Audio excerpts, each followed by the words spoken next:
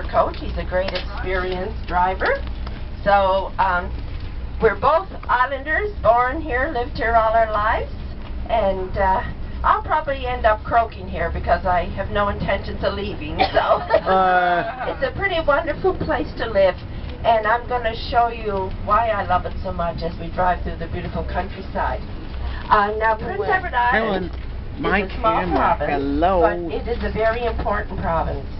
It is where all the first meetings took place to make the wonderful country of Canada.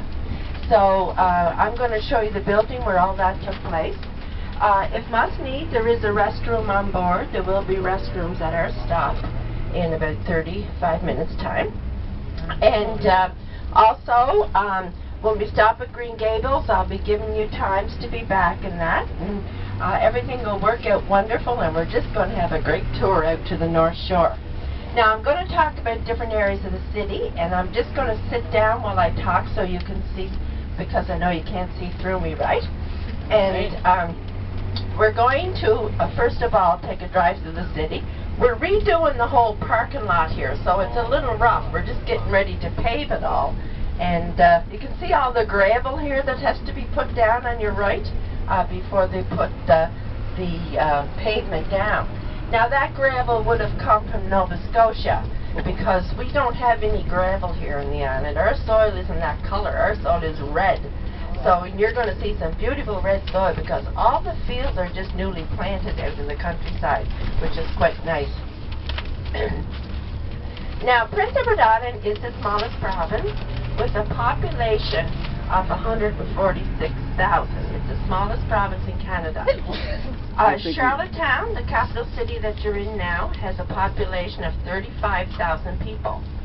And we only have two cities here, Charlottetown and Summerside on the island. We have all kinds of beautiful little towns and villages that we're going to be driving through some of them as we drive along. Now, in September 30th, 1864, the 23 delegates arrived on the waterfront on the Queen Victoria because they heard we were getting some meetings together here to join Confederation, so they wanted to be part of that. The building here on the right as we take the corner is made out of island sandstone, and it used to be our railway station. And it's now the Workers' Compensation Board. It has been restored. Now, we don't have any more trains here at Prince Edward Island. The last passenger train went in 1969, and the last freight train went in 1989. The trains used to come right in along here. It used to be how people got around in the 18 and 1900s. But we've taken up the tracks and made a beautiful trail called Confederation Trail, and it goes from tip to tip on Prince Edward Island. This was the office for the railway, the brass house there made out of island sandstone. In behind you see the big windows. That's where they repaired the trains, and the round table was there, and the trains would go in to be repaired. So it is now a museum on Confederation, and it's a gift shop and a wonderful visitor information shop if you want to go back. September 30th, 1864 was a Friday. Yeah. Thank you for that. As we come up along here, now there's only two historic streets in Canada. Sparks Street in Ottawa and Great George Street in Charlottetown.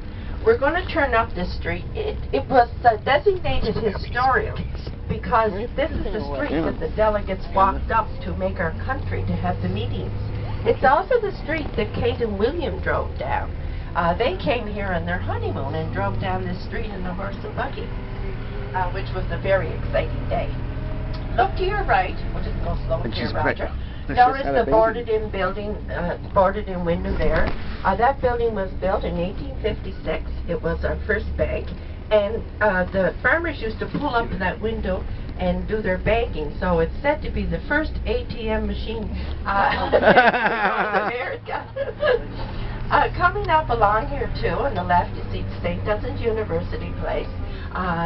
Some retired priests live there. It's also where they give out bursaries and scholarships. There's also a statue on the left of Bishop McCaggern, our first Roman Catholic bishop here on Prince Edward Island.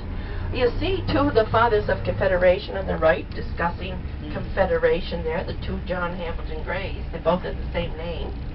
On the left here, This is the beautiful St. Dunstan's Basilica Church, and it was built in 1919.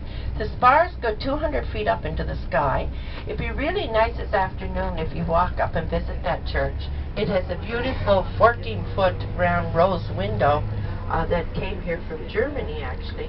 And the church has a beautiful pipe organ and everything, so very beautiful to visit inside, and it is open to the public.